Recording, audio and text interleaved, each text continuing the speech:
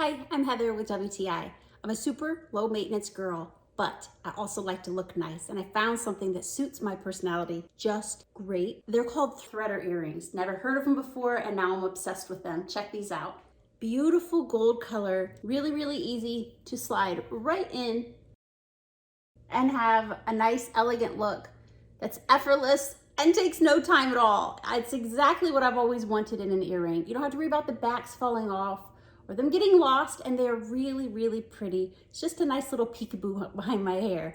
I love them. If you're looking for the same ease, simplicity, low maintenance, I highly recommend them. I have had these for months and months and months, and they don't wear out, they don't tarnish. I love that they are long drop earrings. There's so many different names for them. The dangly earring, you can call them a tassel earring too. And I can wear them whether I'm dressed up or in my home clothes like I am today. They're sterling silver. I love the texture, how soft and how just elegant they are.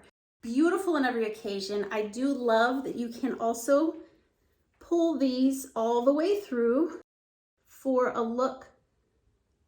Ooh, there it is.